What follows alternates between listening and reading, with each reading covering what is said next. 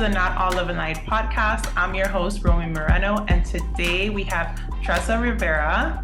She's a hypnotherapist and human design analyst. Welcome, Tresa, to the show. Hi, thank you. Thanks for having me. You're welcome. I'm really excited to have you. I am so intrigued by human design. I don't know much about it. I know that I'm a generator and I know some things about it, but not enough. Yeah, it's one of those things that's kind of blowing up where everybody is finding value in it, but not a lot of people really know a lot about it.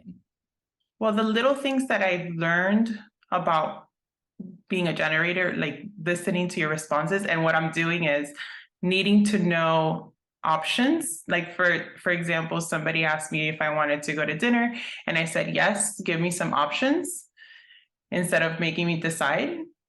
And she's like, okay. And she gave me some options and it was great. So things like that is making my life better. But I know there's so much more that I could know. Yeah. And there is. And at the same time, it's one of those systems where it's deeply intricate and complicated. And at the other side, it's deeply simple. It's very, very simple at the same time. And the simplicity of human design essentially says that you have a mind that wants to be in control of your body. And you have a body that has innate wisdom and intelligence that is always speaking to you all day, every day, telling you what's correct for you, telling you what you should eat, how you should sleep, what you should do, what you should commit to. And essentially the mind wants to control the body. In a lot of ways, the mind treats the body like its slave. The body says, I'm tired. And the mind says, you can't be tired. You've got to go to work. Right? And the body says, I'm hungry. And the mind says, you can't eat that. I read a book and it said carbs are bad, so you can't eat that, right? And in this amazing wisdom of the larger part of the energy which resides in the body is ignored and sloughed off by a mind that's been conditioned by society to think that it knows what's best for it. Right? Yeah. And so as a generator, the way that your body speaks to you is through your own responses. And when somebody gives you options, your responses feel like a tightening, or an expansion. Yeah. And it's like this type of energy, this type of movement. And every time you hear an option, your body is going to say, I have the energy for that, or I don't want to do that. I don't have the energy for it. Don't say yes. And so then there's a discrepancy where the body will say, no, I don't want to do that. And the mind will come in and be like, well, we should do it because, right? I don't want to feel guilty. I don't want to be selfish. Like all of these crazy reasons that the mind ignores the wisdom of the body. And then the body gets sick. The body gets tired. The body gets frustrated. And then we wonder why our lives are so miserable. Let me ask you a question, because like I said, I don't know much about this, but for me, when I look at my human design, it says sacral, right? So how do I know when it's the sacral or my intuition or it's my body? Like, it's so confusing to me, you know? Right. Now, the cool thing about human design is that it's literally this roadmap into each individual person. The first thing that you see is your strategy and your authority. Every single person has a different strategy and authority. It might be the same as another person, right? But not all of us are the same, right? We're very unique. Now, the strategy is like your game plan. Like, what are you going to do? You found human design. What are you going to do? And your authority, that's your guidance system. That is the inner guidance. That is the aspect of your body that you can always turn to tell you what's correct or not. A person like you with a sacral authority, that is the feeling, it's right below your navel. It's the sacral center is our life force. It's our vitality. It's our energy. It's where we make babies, right? It's literally the life force. And when something is good for you, the energy and the life force will constrict. and the movement will constrict in the sacral center. So you can actually put your hand down below your navel and really feel, right? You're going through options, you're responding to things, and you'll feel a relaxation. And as it comes out of the body, it'll make a sound. We call these guttural sounds. So a lot of times in a manifesting generator, it could sound like a yeah, no, yes, right, no, yes, no, I don't know, right. In a pure generator, it'll come out more like uh-huh, uh-huh, uh-uh. You know, have you ever met people like that? I say absolutely not a lot. Absolutely Like, not. absolutely not. Uh, absolutely not. Yep. Yep. The depending on if you're a generator or a manifesting generator, it's going to come out of your throat a little bit different. Mhm. But the thing to be aware of, because most generator types, generators, manifesting generators, they're unaware of how they're responding. They were never taught that as a kid that it's important to connect with their responses. So they just ignore it. And then people around you, like, I can talk to a generator, manifesting generator, and I'll hear your body. I'll hear you're absolutely not. And it's something then 2 seconds later, you might end up saying yes to. Because a lot of times there is that complete, my body is saying one thing, but my mind thinks it's going to get something out of compromising the energy that I have or don't have to get for it, right? It all gets very convoluted with guilt and shame and resentment and what we think we owe to other people, what we think that we're worth. How much can I do? My worth is dependent upon what I can do for other people. A lot of people get stuck in that cycle, and then they'll commit their energy to things that they don't want to do so that other people will like them. Yeah, I see it a lot. Yeah. Yeah. Mm-hmm. And you know, different types have different strategies and different authorities. And so you get a really kind of big mixed bag. The advice for you, this idea of the sacral authority and responding, that is completely opposite for somebody like me. That my body does not operate in that way. And I cannot make decisions based upon that because I don't have a sacral authority, right? And so it's so important for people to understand that we are not homogenized. We are not the same. We do not all need 8 hours of sleep and 3 meals a day. And we do not all need to function. We don't all need to respond. We need to figure out what our own unique design is and learn how to honor it and follow our own strategy and authority to become our own unique self. So going into your human design, you could even know like how much sleep you should get, how many meals you should eat, all of that. Now, when it comes to the sleep strategy and the food strategy, human design will give you, there's something that is in like advanced human design, which is called primary health system, which will literally tell you not what to eat, but how you should eat.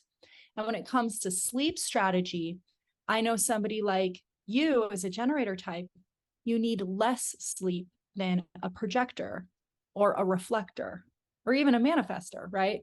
And so it doesn't necessarily tell you specifically, you know, the specifics, all of that. But when you're deeply connected with your own body, your body tells you, I'm done, no more energy, it's time to go to sleep. Right. And if you're not letting your mind trick you into staying awake or do things you don't want to do, all of a sudden you have this unique guidance inside that says, this is exactly how much sleep you need on this day. This is exactly how much food you need, because you're intuitively aligned with your own body. Yes.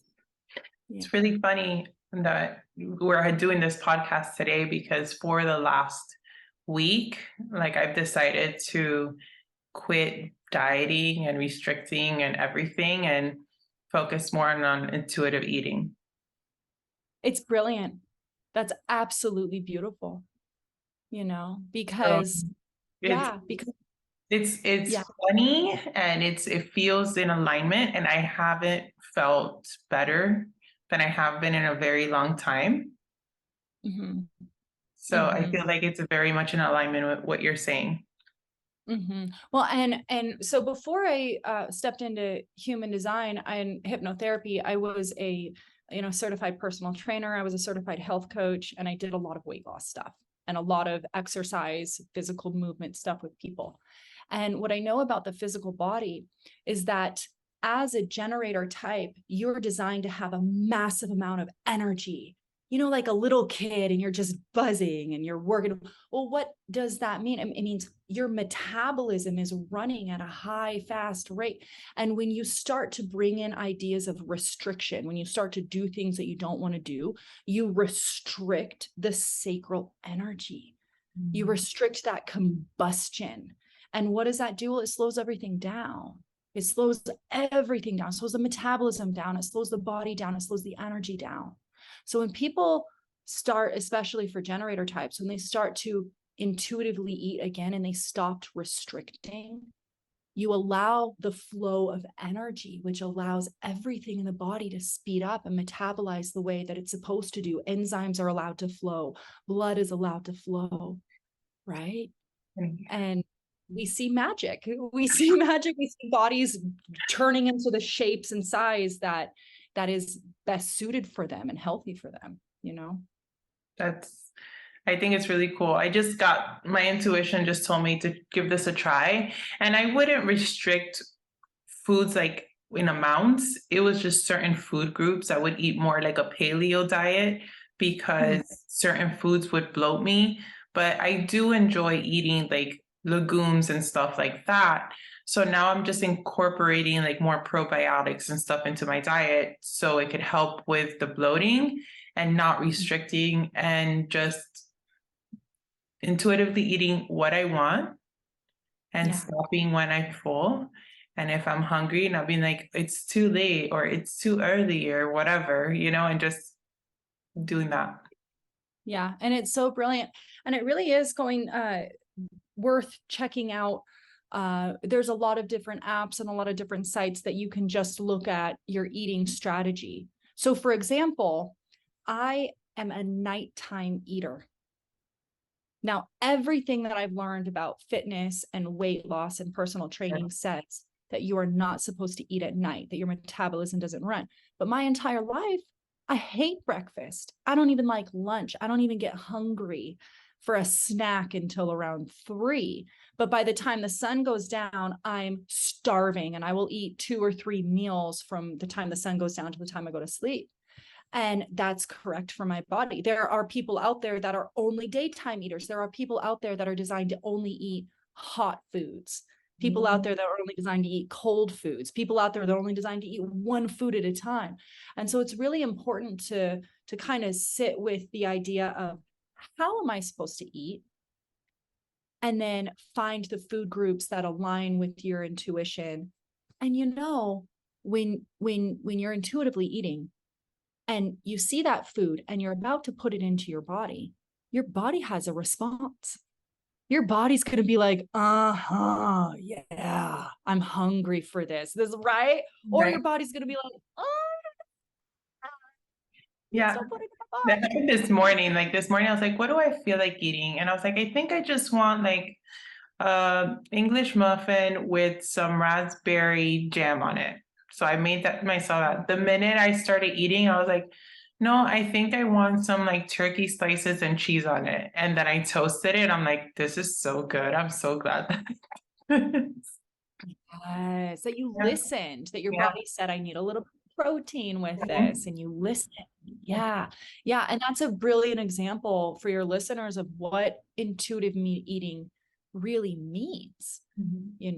It's like in the moment, listening to what the body is telling you. And it's like breaking that pattern of, when you're a little kid and your parents saying, eat everything that's on your plate, finish everything that's on your plate. And that's like the pattern and like that we're trying to break, that I need to finish everything that's on my plate. Like, even if there's 5 raviolis, I could literally save that for later and eat it as a snack whenever I get hungry. Yeah, absolutely. And the other side of human design that I love is now raising our kids and their design. And I'm so glad that you brought that up. That is something I think about all the time. And we see in our kids how some days they're super duper hungry, and then some days they're not hungry at all, because their bodies ebb and flow as they're as they grow, their Mhm. metabolism, flow, everything. I would never, right? Simply because I know this, I never force my kids to eat anything they do not want to eat. Yeah. Right? Because I trust that they're in alignment with the wisdom of their body. Their minds are not making anything up. They don't even have an analytical mind before the age of 7, right? They're just purely subconscious. And so, yeah, you're absolutely right. That's a huge piece of conditioning that so many people are trying to get through. Yeah. All we're responsible is providing the food that we buy and they eat it. So if we provide healthy options, that's what they're going to eat. If we provide all the junk, that's what they're going to eat. So they'll eat when Yeah. they're hungry and they'll stop when they're not. That's it. Right. That's absolutely right. And even the concept of healthy and not healthy, my husband, his eating regimen is all around single foods at a time. And my husband naturally craves meats. Like he is an absolute carnivore. He doesn't really crave a lot of vegetables or a lot of fruits. And for me as a personal trainer, as a health coach, I've been for years, I've been like, that's not healthy. You need Right. fiber. You need, right? And it's not until very recently that we're starting to realize that actually the pure carnivore diet is correct for some people, and they are getting enough vitamins and minerals and nutrients Right. from that diet, right? Mhm. And so it's not right for me. Yeah. Because everybody is Absolutely not. different. I love I'm also a personal trainer too. So I feel you. I get you 100% on everything that you're saying. Yeah. Well, And it's interesting. Yeah. no, Yeah. go ahead. Go ahead. Depending on, where you got your training, where you got your certificate, what gym you're training at, all of those different things, you'll have a trainer that's giving dietary advice to every single client in exactly the same way. Mm. And that's detrimental. That's extremely detrimental because it might work for that person, might work for that trainer. You see what I'm saying? But how the hell do we know what's Yeah. right for our clients? That's how we're So, taught, yeah. right? That's how we're taught. Yeah. That's how in the certification, they don't teach you, oh, based on different body types, based on it's just textbook. That's textbook. This is how the body runs, Right. period. It's not how everybody runs. It's just, we did a test and this is the average and this is what will work for everybody. And it's really crap. And it's really important for everybody to understand that the health professionals out there are all doing this. They're not looking at your unique physique. They're not looking at your unique, right? They're Mhm. all doing that. Exactly. Yeah. I love how we got into this all of a sudden. But can you go and explain what are all the different types of human design? Yeah, absolutely. And, you know, human design is really all about the body. So it's not like Myers-Briggs. It is Mhm. not like Enneagram. It's not even like astrology. While it's based off of astrology, it is different than any other typing system because it literally talks about your genetics, what makes up your actual physical body. And so there's 5 different types, but there's really only 4 because one of the types are kind of split off into 2 different groups. And when we're looking at different types, because this is about the body, let's look at vehicles. The body is a vehicle. That's all it is, right? And it's almost like having different modeled vehicles out there. Some of us are trucks and some of us are race cars and some of us are, electric vehicles. It's like we have these essentially 4 different types of vehicles that we're all driving in these bodies. And so when we're looking at type, we have generators and manifesting generators. Both are generator types. Now, what makes a generator is your energy system. It's the energy system. You have this V12 engine in your body. And when a generator or a manifesting generator is doing something that they want to do, that they love to do, that they can commit to, man, you guys just run for days. You're like the Energizer Bunny. You just go, go, go, go, go, go, go, go, get it done, get it done. And the whole purpose and function is to build our planet. It's to become masters. It's to evolve in a craft that you just really want to do, that really lights you up. And you get better at it, and you achieve the next layer, and you build and you grow. And the world would not be the world without generator types. They are literally the only thing that keeps the world running and moving and going, right? It's the energy of the planet. And when we're looking at the physical body, the difference between types is the difference between aura. Now, when I say that word, there's a lot of people out there that are like, oh, this is woo-woo, aura. Well, what aura means as a personal trainer, right?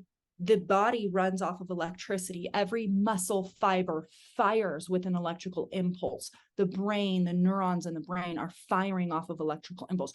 We need magnesium, we need sodium, we need potassium. We have electricity in our body. Our heart is a magnet. The heart beats off of a magnetic field. And so these physical bodies have an electromagnetic field that extend about 3 feet in all directions. Science can prove this. This is not woo-woo. Right, This is right. right. We can go to the hospital and they can measure our EM field around us. Now, each type's aura acts in a different way. And so as a generator type, as a manifesting generator, your electric field envelops other people. Right? Like you walk in a room, everybody feels your energy, right? You sit down next to somebody and they just kind of like, oh, your energy wraps around them, which is a great thing. But if you're in a bad mood, they know it. If you're in a good mood, they know it, right? All generator types auras are kind of open. Within the idea of a generator, we have a manifesting generator and a pure generator. And there's fundamental differences between a pure generator and a manifesting generator. Okay.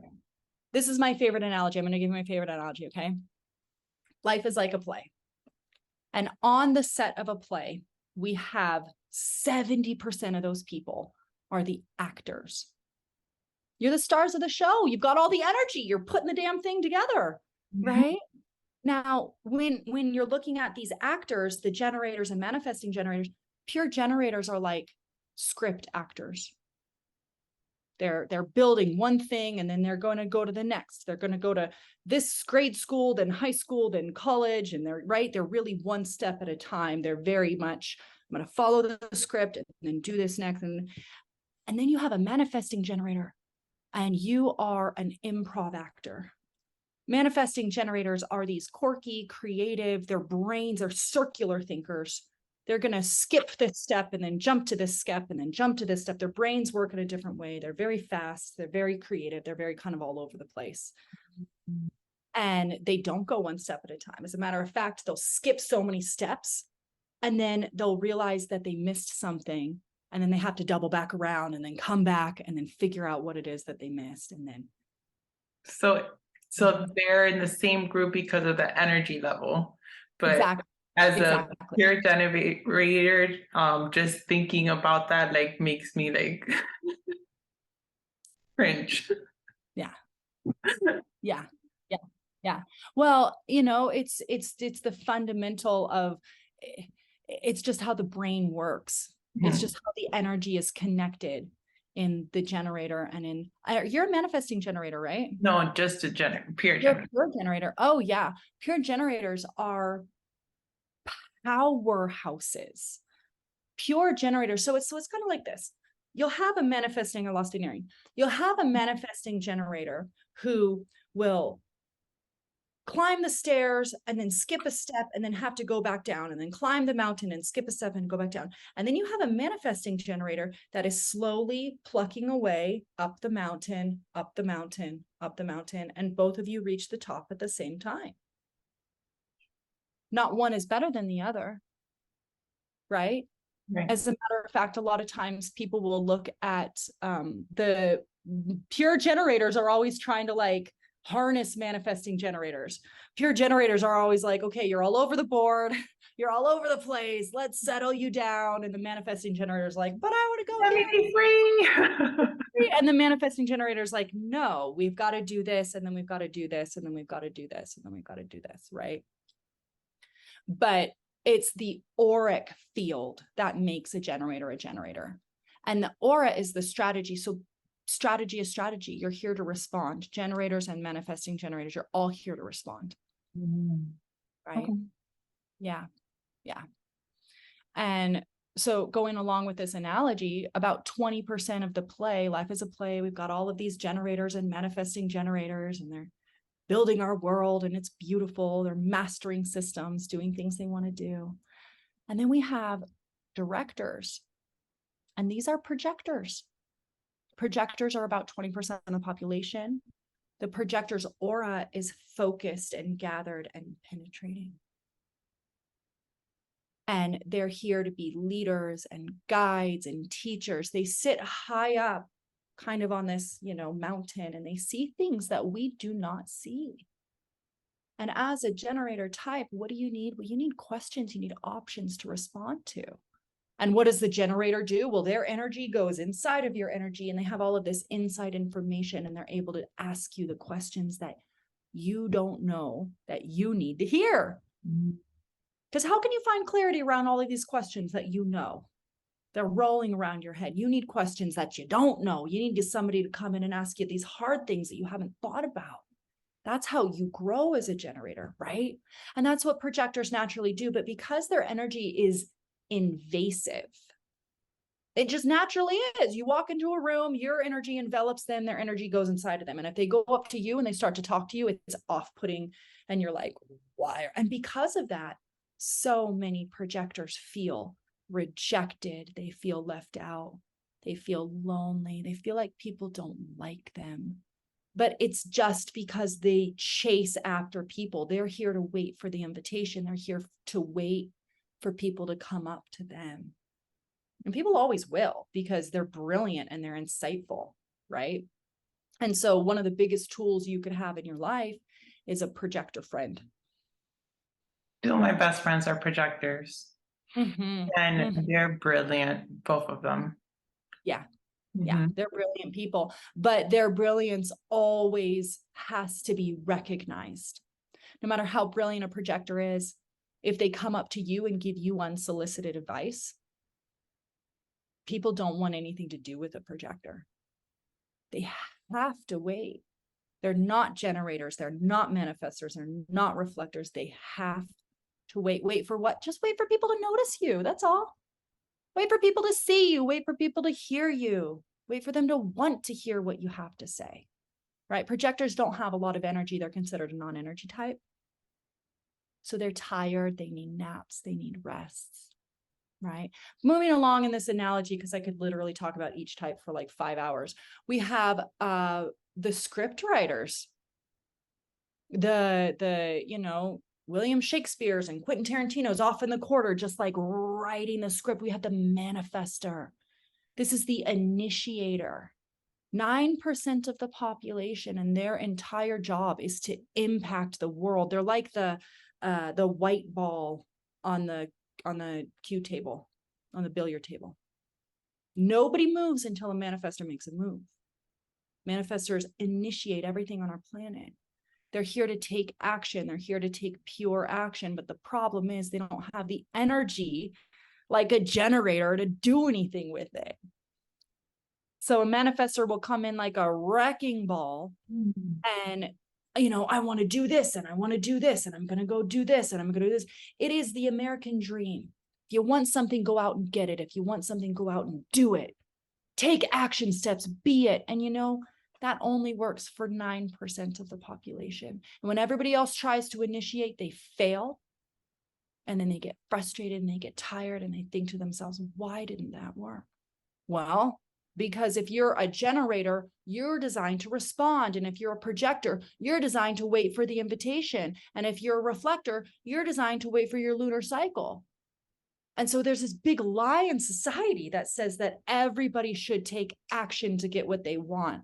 And it's part of the reason why we have so much dysfunction in our society, because that only works for manifestors. Yeah.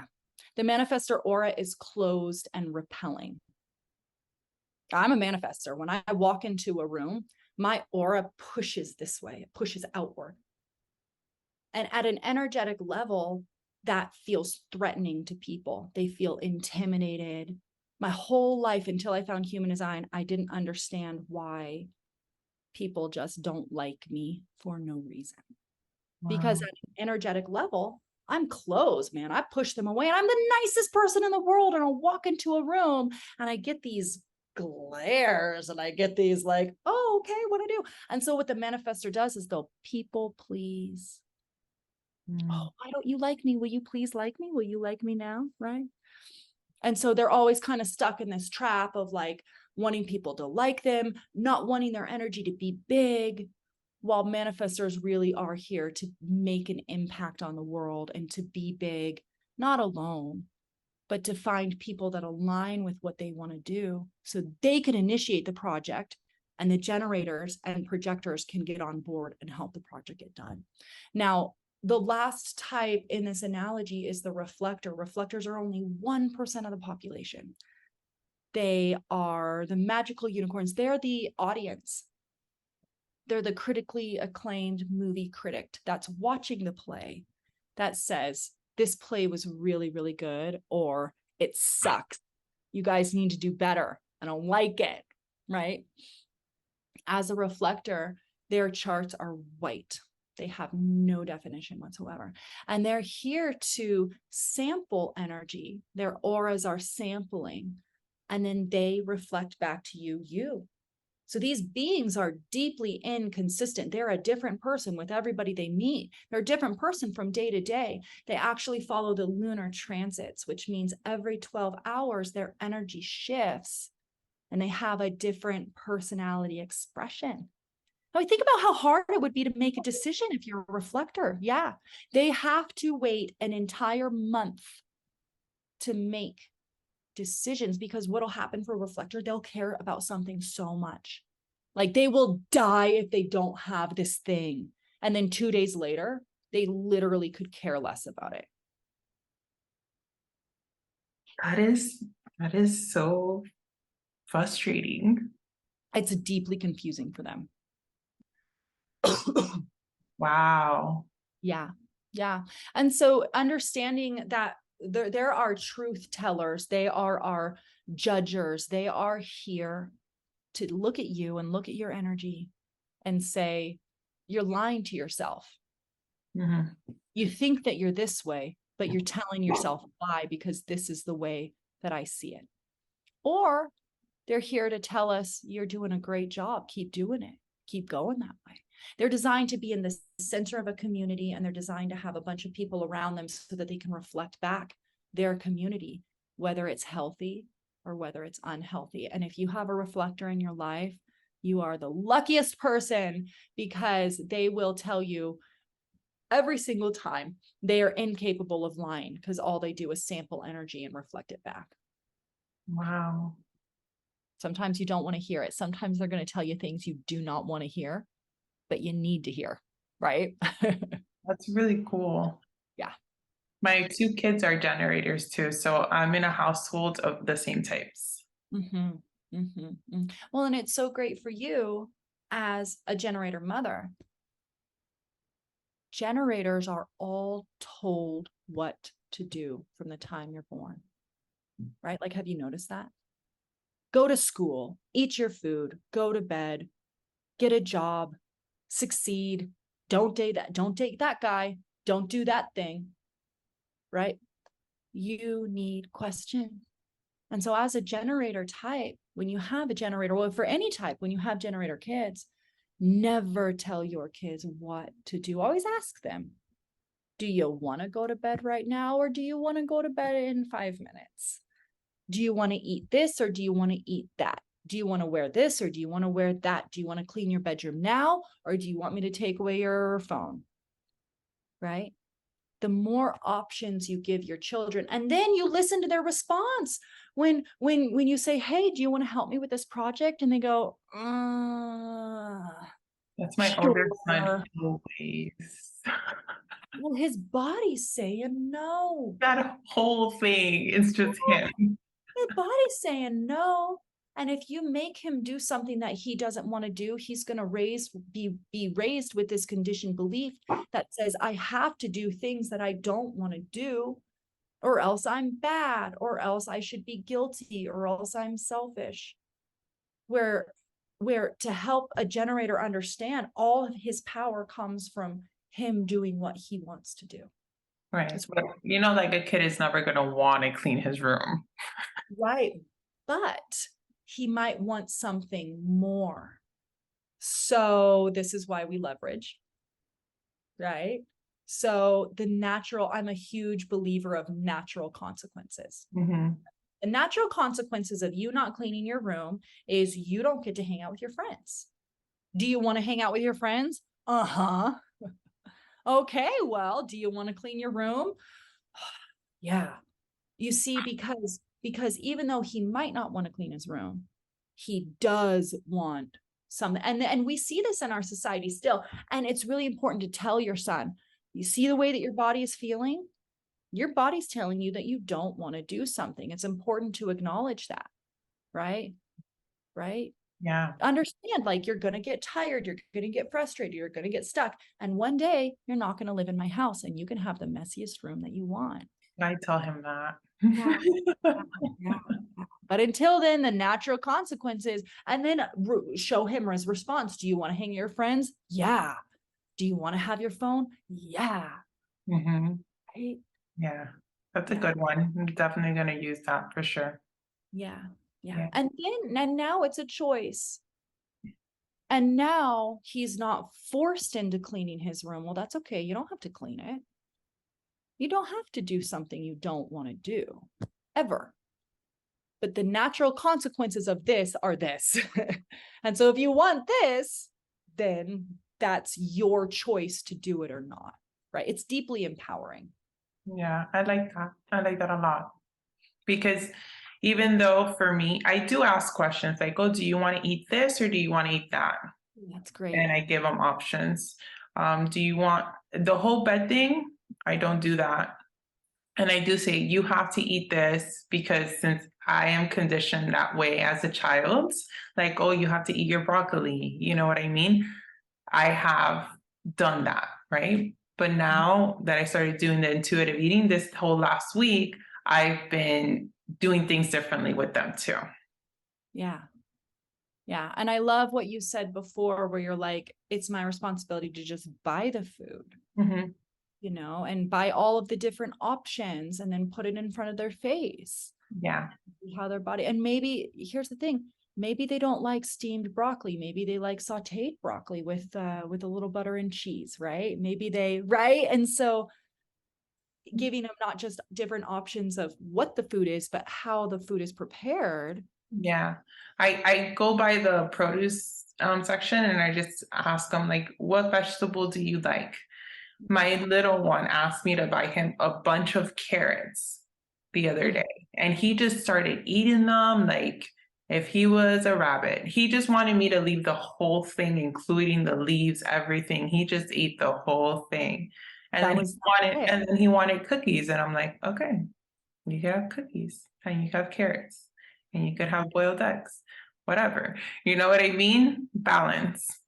Yep. I love that. I love that. Mm-hmm. Mm-hmm. Yeah. So how can someone get started to know what their human design is, and how can they go into learning a little bit more and go deeper into learning a little bit more about their design? Yeah. And there's a couple different ways, because it is a deeply intricate system. When people first, you can literally just Google free human design chart. Just Google, right? My favorite website is mybodygraph.com. This is a sister site to Jovian Archives, where the creator Ra Uru. And so when you go to mybodygraph.com, it's from Ra Uru, the creator. So you get extremely accurate information. There's a lot of other systems out there where there are people giving you their interpretation of Ra's work. And so whenever you can come across a pure interpretation, you know that you're getting it from the source. So either mybodygraph.com or jovianarchive.com. Those two are from Ra Uru.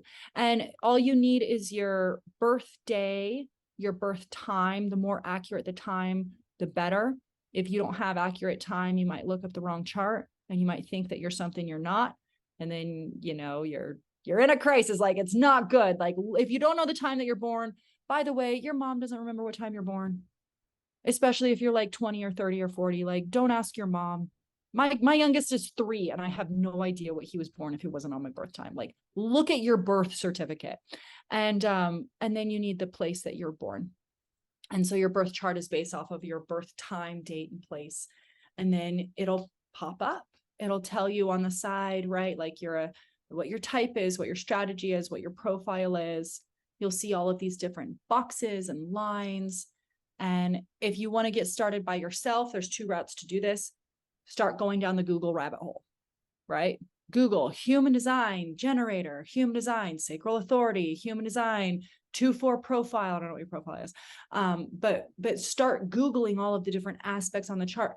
This is going to give you kind of a general information. It's still not going to give you specific curated information for your chart, but it's a place to start. Now, what I did and what a lot of people do, I looked at that chart and was like, hell no. Correct. There's no way. Yeah. So my sister found a trained analyst and I called him up and I paid for a chart reading. And it was $200. And that's what I charge. I paid, but for me, to have somebody sit there and give me curated information as opposed to me like trying to, it's very hard because the system layers on top of itself. Right. And so I paid for a reading and then it blew my mind. It changed me in a way. I literally went back to him and paid for another reading for my husband. So the next week I said, tell me what me and my husband's charts say. And then the next week I paid for another reading and was like, tell me what my kids say. Right. And the next week I scheduled another reading and I said, I think I'm going to go to human design school. And my teacher was like, you're a manifester, you're single definition, like you're splenic, like, let me teach you. Human design school is going to be very boring for you and very slow for you. Mm-hmm. So then I started to go to human design school. Right. But for most people, they don't go as far as I go. Right. They want to have a reading for themselves and maybe a reading for themselves and their kids to understand it. Right. Yeah. Well, that's definitely something that I'm interested in because, like you said, I went down the Google rabbit hole and it's been like a couple of years. And like I said in the beginning of this episode, I don't know much about it. Yeah. I'm what we consider more of a modern analyst. Mm-hmm. My teacher's a traditional analyst. So there's a lot of words and there's a lot of phrases that traditional analysts use. And sometimes people walk away feeling more confused because it doesn't sound like English. It sounds like it resonates with my soul, but what do I do with it? Like, how do I use it in real life? And my whole trip is if you cannot use it in real life, what's the point? Right. Yeah. I'm not trying to be more confused. I would have stayed at Google and kept my $200. Right, absolutely. But with that being said, there's a lot of people who choose traditional analyst, like an analysis, and they really want to hear it in that language. And that's beautiful too. It's all just, this is what I say about it. Find somebody that you resonate with. Go to Instagram, go to Facebook, go to all the social media platforms, right? Human design. I'm on Instagram. I'm human design hypnotherapy on Instagram.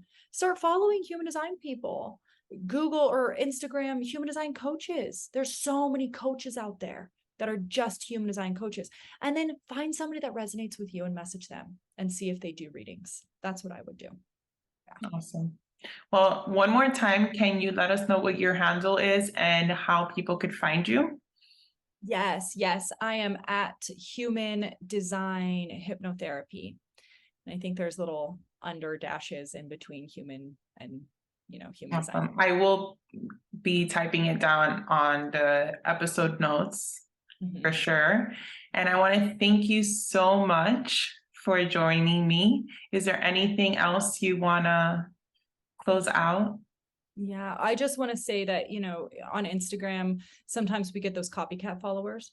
So I have like 13.6 5,000 followers, I think. It's not me if it's,